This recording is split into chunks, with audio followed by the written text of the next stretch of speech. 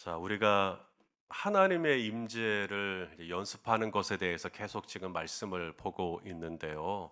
우리 성도님들이 일상 속에서 하나님의 그 임재, 나와 함께 하시는 하나님이잖아요. 나와 함께 하시는 하나님을 내가 어떻게 누릴 거냐, 어떻게 누릴 거냐라고 할 때 이 하나님의 임재를 누리지 못하도록 해방하는 게 있겠죠. 하나님의 임재를 내가 경험하지 못하도록 나를 가장 이렇게 저항하게 하는, 나를 방해하는, 나를 회방하는, 그게 뭘까요? 자, 이렇게 질문하면 이제 여러 가지 이제 대답들이 이제 타다닥 튀어나올 수 있어요. 그 중에 하나를 오늘 아침에 보려고 합니다. 모두가 공감하시겠지만 나로 하여금 하나님의 그 임재를 연습하려고 할 때, 내가 하나님을 찾고 또 하나님을 의식하려고 할 때 가장 회방하는 게 뭐냐면 성냄, 분냄, 혈기, 꼬라지 이런 거요. 예. 여러분, 화를 내면서도 하나님의 임재를 경험할 수 있을까요? 막 화를 엄청 냈더니 하나님이 막 함께 하시는 것 같은 거예요. 예. 뭔가 안 어울리죠? 이 분냄과 하나님의 나라는 상극입니다. 플러스 마이너스처럼. 절대로 같이 공존할 수가 없어요. 야고보서 1장 20절 말씀을 같이 읽겠습니다. 시작. 사람이 사람이 성내는 성내는 것이 것이 하나님의 하나님의 의를 의를 이루지 이루지 못합니다. 못함이라. 모세는 민수기에 보니까 온유함이 지면에 있는 모든 사람보다 더했대요. 이게 진짜 온유한 사람이었다는 거죠. 그런 모세도 극복하지 못한 게 바로 이 분냄입니다. 성냄. 가나안을 거의 목전에 두고 이제 곧 들어가게 생겼어요. 그때 이스라엘이 또 하나님을 원망합니다. 성경에는 이스라엘이 하나님을 시험했다. 뭘 시험했냐면 이제 물 때문에 물이 또 떨어지잖아요. 그러니까 하나님을 시험하기를 하나님이 이번에도 과연 물을 주시겠는가? 지금까지 내 물 주셨는데 아직도 하나님을 의심하고 아직도 시험을 해요. 그러니까 모세가 화가 납니다.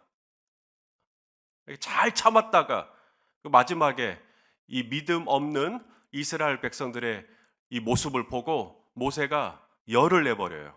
하나님께서 모세에게 물을 낼 때 반석을 향하여 명령하라 그랬어요. 자, 민수기 20장 8절 읽겠습니다. 시작. 지팡이를 지팡이를 가지고 가지고 내 내 형 형 아론과 아론과 함께 함께 회중을 회중을 모으고 모으고 그들의 그들의 목전에서 목전에서 너희는 너희는 반석에게 반석에게 명령하여 명령하여 물을 물을 내라 내라. 하라. 네가 네가 그 그 반석 반석이 물을 물을 내게 하여 회중과 회중과 그들의 그들의 짐승에게 짐승에게 마시게 마시게 할지니라. 할지니라. 자, 모세가 할 일은 뭐예요? 반석에게 뭐 하면 돼요? 너희 반석은 하나님의 이름으로 명하노니 물을 낼지어다. 이렇게 명령만 하면 됩니다. 그럼 물이 나온다는 거예요. 자, 그런데 이 모세는 화가 나 있는 상태라 그랬잖아요. 불이 나 있단 말이에요. 그럴 때 막 뭘 집어 던지기도 하죠.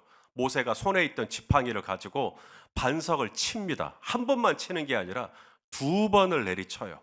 자, 11절 시작. 모세가 모세가 그의 그의 손을 손을 들어 들어 그의 그의 지팡이로 지팡이로 반석을 반석을 두 번 치니 두 번 치니 물이 물이 많이 많이 솟아나오므로 솟아나오므로 회중과 회중과 그들의 그들의 짐승이 짐승이 마시니라. 마시니라. 자, 물 나왔나요? 안 나왔나요? 물 나오긴 나왔죠. 그러니까 우리가 왜 화를 계속 내는지 아세요? 어쨌든 물은 나오거든요. 내가 반석을 한 두 번 정도 치니까 물이 나와 버려요. 그러니까 내가 화를 내는 게 효과가 있네. 내가 분을 내는 게 어떤 결과가 나오네. 그러니까 계속 화를 내는 거예요. 결국은 이스라엘 백성들은 물을 마시기는 하지만 모세는 가나안에 못 들어갑니다. 그 일로. 자, 20장 12절 읽죠. 시작. 여호와께서 여호와께서 모세와 모세와 아론에게 아론에게 이르시되 이르시되 너희가 너희가 나를 나를 믿지 믿지 아니하고 아니하고 이스라엘 이스라엘 자손의 자손의 목전에서 목전에서 내 거룩함을 거룩함을 나타내지 나타내지 아니하므로 아니한 고로 너희는 너희는 이 이 회중을 회중을 내가 내가 그들에게 그들에게 준 준 땅으로 땅으로 인도하여 인도하여 드리지 드리지 못하리라 못하리라 하시니라. 하시니라. 너희는 못 들어간다 이 말입니다. 그러니까 성냄과 가나안은 어울리지 않습니다. 분냄과 하나님의 임재는 상극이에요. 어울리지 않습니다. 오직 하나님의 나라는 어떤 곳일까요? 먹는 것과 마시는 게 아니다. 자, 우리 로마서 14장 17절 말씀 또 읽겠습니다. 시작. 하나님의 나라는 먹는 것과 마시는 것이 아니요 오직 성령 안에 있는 뭐예요? 의와 평강과 희락. 어떤 분이 그런 얘기를 저한테 하셨어요. 목사님, 천국 가면 라면 있어요? 라면이 없는 천국, 라면이 없는데 천국일 수 있을까? 저한테 그러는 거예요. 그래서 제가 전적으로 동의했어요. 맞다고. 라면이 없는 천국 상상할 수가 없죠. 그러면서 제가 말씀을 드린 게 아마 천국에 가면 이 땅에서 먹는 신라면이든 안성맞춤이든 그보다 훨씬 더 맛있는 라면이 있지 않을까요? 그랬더니 그분이 아멘 하시더라고요. 그런데 여러분, 하나님의 나라하고 라면하고 견줄 수가 있나요? 라면이 뭐라고? 하나님의 나라하고 바꾼단 말입니까? 공병이야 엿하고 바꿀 수 있죠. 하지만 하나님의 나라를 어떻게 라면으로 바꿉니까? 예수님이 하나님의 나라를 계속 비유를 들어요. 마태복음에 보면 하나님의 나라는 이런 거다. 하나님의 나라는 이와 같다. 밭에 감추인 뭐예요? 보화, 보석이에요. 그래서 누군가는 그 보석 때문에 자신이 가지고 있는 걸 다 걸죠. 그런데 그 보석 같은 이 값진 하나님의 나라를 라면과 바꾼다라는 건 있을 수가 없겠죠. 그러면 목사님, 라면이 천국에는 없다고요? 저도 모르죠. 제가 가봤어야 알지. 하지만 성경은 분명히 말씀합니다. 하나님의 나라는 먹는 것과 마시는 것이 아니다. 그게 중요한 게 아니다. 오직 하나님의 나라를 우리가 누리려면, 하나님의 임재를 누리려면 그 안에 성령 안에 있는 뭐가 있어야 된다? 의와 평강과 희락. 이게 하나님의 나라예요. 여기에 성냄이 있나요? 여기에 짜증냄이 있나요? 여기에 꼬라지가 있나요? 여기에 분냄이 있나요? 누군가를 미워하는 마음도 마찬가지입니다. 누군가를 막 미워하고 용서하지 못하는 마음, 거기도 하나님의 나라가 없어요. 하나님의 나라와 어울리지 않습니다. 우리가 누군가를 용서하지 않으면 어떻게 되죠?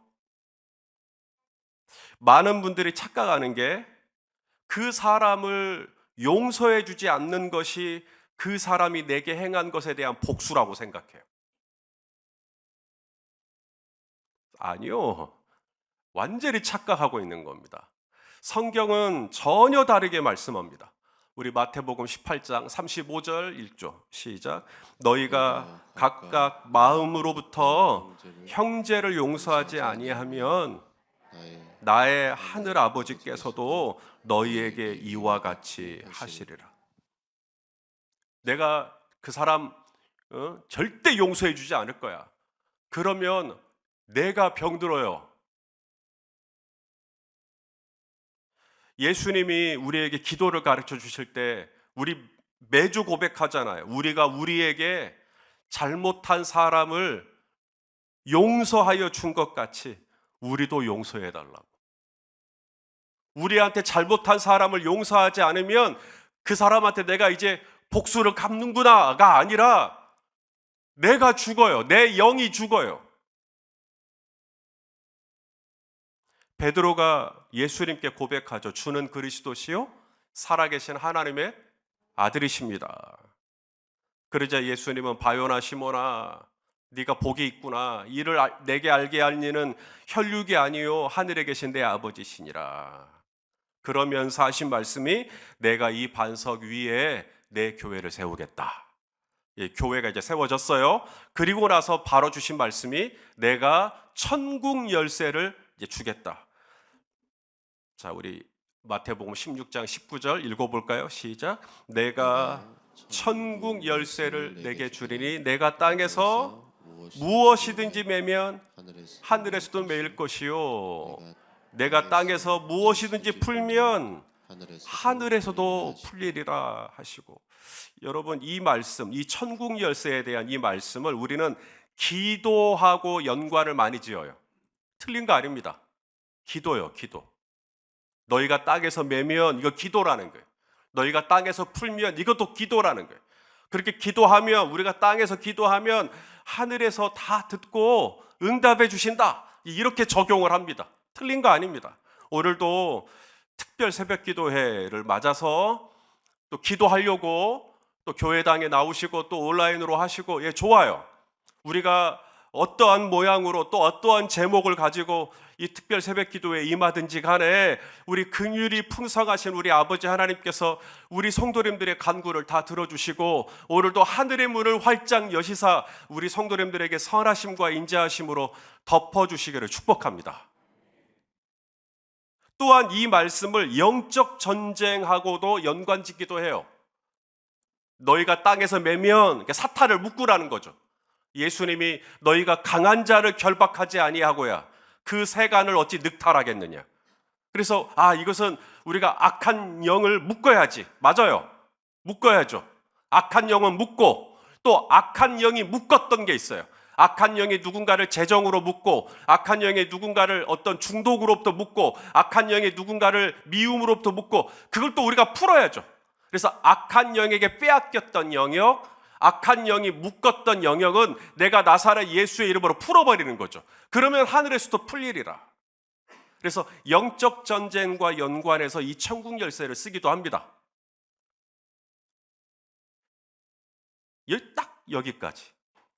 근데 여기서 멈추면 안 되거든요. 하나님께서 저와 여러분에게 이 천국 열쇠를 주신 용도가 단지 이 특별 새벽 기도회 때 기도하라고 천국 열쇠 주시고, 또 이 나를 회방하는 이 악한 영과 싸우라고 천국 열쇠 주신 것도 맞는데, 이 천국 열쇠를 주신 또 하나의 중요한 용도가 있어요. 이 열쇠를 어디에서 써야 되냐면 인간관계에서 써야 돼요. 인간관계예요. 우리가 이 사람 때문에 위로를 받고, 사람 때문에 힘을 얻고, 사람 때문에 격려를 받고 얼마나 좋아요. 하지만 늘 그렇게 좋은 것만 있던가요? 사람과의 관계가요. 때로는 그 사람 때문에 실망하기도 하고, 때로는 그 사람 때문에 상처를 받기도 하고, 때로는 그 사람 때문에 울기도 하고, 가슴이 아프기도 하고, 섭섭하기도 하고. 자, 그럴 때 이게 인간관계가 늘 이렇게 좋을 때가 아니라 인간관계가 이렇게 헝클어질 때, 이렇게 어긋날 때, 그때 이 꼬인 인간관계를 풀기 위해서 열쇠가 필요해요. 그때 얼른 여러분의 포켓을 만져보셔야 돼요. 왜냐하면 천국 열쇠는 어디 멀리 있지 않아요. 이미 주님이 뭐라 그랬냐면 내가 너희에게 이 천국 열쇠를 주겠다 그랬어요. 그러니까 천국 열쇠는 이미 저와 여러분이 소지하고 있어요. 새삼스레 천국 열쇠를 누구한테 달라고 할 필요가 없다고요. 이미 저와 여러분에게 주신 이 천국 열쇠를 다시 찾아서 그걸 어디다가 적용해야 되냐면, 나하고 지금 김 집사님하고 지금 사이가 안 좋은데 여기다가 적용을 하셔야 돼요. 형제를 풀어주는 거죠. 내 안에 지금 그 형제에 대해서 어떤 미운 마음 들게 하는 것, 나에게 그 형제에 대해서 자꾸 섭섭한 마음을 갖게 하는 것, 나에게 그 형제에 대해서 나 용서하지 않을 거야, 그런 분을 내는 마음, 성내는 마음을 자꾸 촉발시키는 이 악한 영을 나사렛 예수의 이름으로 묶을 때 이 열쇠를 가지고 확 잠궈버리는 거예요. 열쇠로. 너의 악한 영은 나하고 우리 김 집사님하고 아무런 회방을 놓지 못할지어다 하고 묶어버리는. 근데 묶기만 하면 안 되죠. 풀어야죠. 또 관계를. 그러니 또 그 열쇠를 이제 가지고 또 풀어야 돼요. 하나님, 오늘 김 집사님이 조금 제 마음을 아프게 했지만 저는 김 집사님을 축복하기를 원합니다. 저는 김집사님을 사랑합니다. 저는 김집사님을 용서합니다. 이렇게 풀어버리는 거예요. 그러라고 이 천국 열쇠를 주셨다. 예수님이 이 마태복음에서 이 천국 열쇠라는 이 단어를 마태복음 16장에서만 쓰지 않았어요. 천국 열쇠라는 단어가 또 다른 본문에 한 번 더 나옵니다. 2번 나와요. 2번. 한 번은 오늘 이 마태복음 16장 내가 내 교회를 세우겠다 하고 교회에 주신 천국 열쇠를 말씀하시고요. 2장을 건너뛰어서 18장에 가면 천국 열쇠가 한 번 더 나옵니다. 그런데 이 천국 열쇠가 18장에서는 전혀 다른 용도예요. 거기서 예수님이 비유를 하나 들어요. 한 임금이 있다. 왕이 있다. 근데 이 왕에게 빚을 진 사람이 있대요. 왕에게 빚을 얼마를 졌냐면 1만 달란트를 빚졌다는 거예요. 자, 그러면 1만 달란트가 얼마나 큰 액수인지 우리는 잘 감이 안 오죠. 한 달란트, 1만 달란트 중에 이 한 달란트가 6천 데나리온이래요. 당시 1데나리온이 일반 노동자 하루 품삯이거든요. 그러면 1달란트면 6천일을 꼬박 일해야 갚을 수 있는 게 1달란트예요. 6천일이면 몇 년이죠?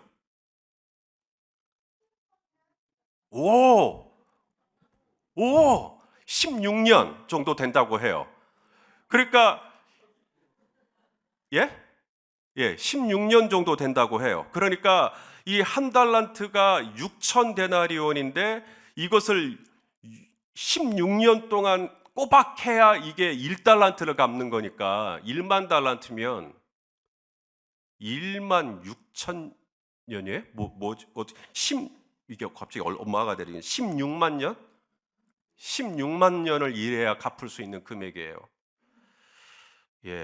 우와 해주셔서 감사합니다. 16만 년. 이게 저도 적어놓고도 헷갈리네요.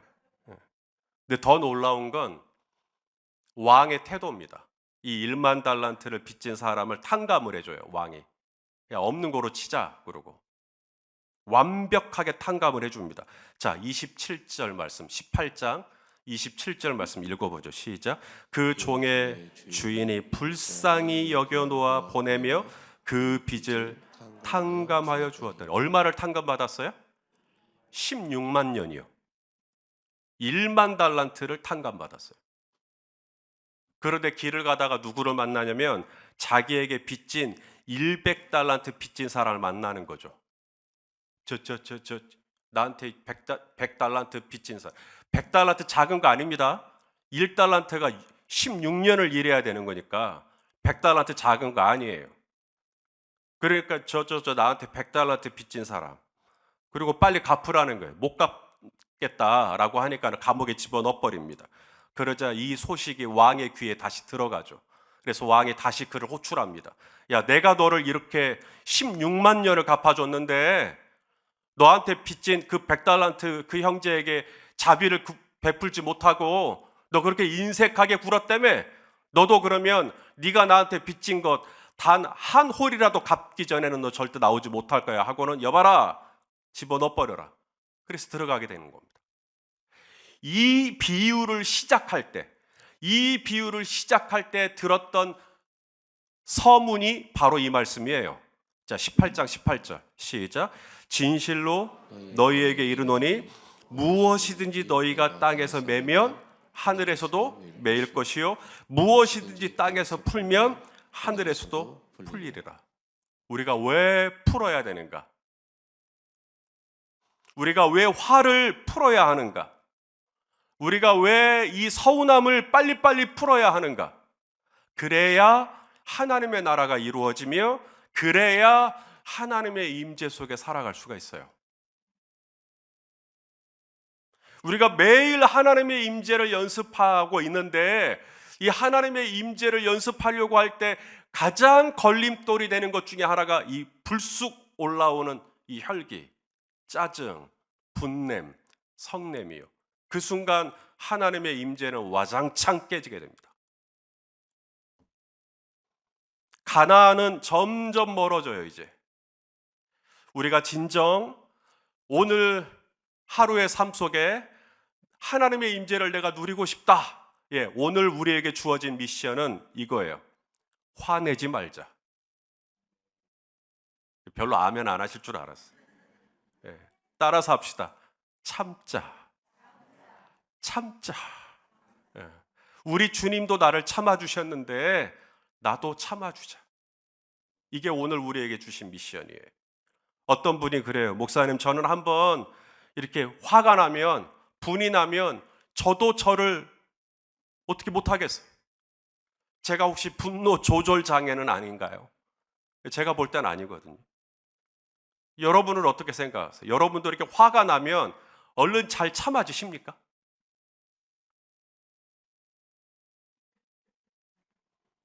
속지 마세요. 여러분은 얼마든지 화를 통제할 수 있는 사람들입니다. 얼마든지 꼬라지를 조절할 수가 있어요. 꼬라지가 나는 것까지 막지는 못해도 이 꼬라지가 그 다음 행동으로 이어지지 못하도록 여러분을 중간에 컷할 수 있어요. 내 위로 날아오는 새야 내가 막을 수 없죠. 하지만 그 새가 내 머리 위에 둥지를 트는 건 내가 털어버릴 수 있죠. 자, 두 사람이 싸워요. 우리 이소영 집사님하고 박국주 집사님하고 정말 그러신 분이 아니고 오늘도 너무 사이좋게 나란히 앉아서 지금 특성도 하시고, 자, 그런데 두 분이 가끔 싸울 때도 있지 않겠습니까? 자, 그래 싸울 때가 있을 때 막 두 사람이 막 이렇게 막 이제 언성을 높이고 싸운단 말이에요. 그래서 제가 이제 전화를 걸어요. 박국주 집사님한테. 막 화가 막 나 있는데 전화가 울려서 받아보니까 손희선 목사예요. 자, 그분이 전화를 받을 때 우리 박 집사님이 어떻게 받으실 것 같으세요? 뭐야! 이렇게 받지는 않으실 거예요, 아마. 그렇게 화가 나는 순간이라 할지라도 갑자기 저한테 전화가 오면, 목사님, 무슨 일이오시옵니까? 아마 이렇게 바뀌지 않겠어요? 우리는 얼마든지 화를 통제할 수 있습니다. 제 이름이 뭐라고? 손희선 목사 이름만 떠도 갑자기 화가 딱 가라앉고 조금 더 정제된 감정이 나간다면 내 옆에 계신 하나님을 생각할 때는 더더욱 그걸 누를 수 있어야겠죠. 지금 하나님이 다 보고 계시는데 우리는 지금 하나님의 임재를 연습하고 있어요. 아무리 화가 나고 꼬라지가 나는 상황이라 할지라도 내가 어떻게 하면 내가 이 하나님의 이 거룩한 임재 안에 계속 머물 수 있을 것인가? 이건 훈련이 필요하다 그랬어요. 연습이 필요하다고 했어요. 왜냐하면 왜 연습이 필요하냐면 계속해서 우리 안에 이 분냄과 성냄이 하나님의 임재, 하나님 안에 있는 의와 평강과 희락을 다 깨버릴 것이기 때문에.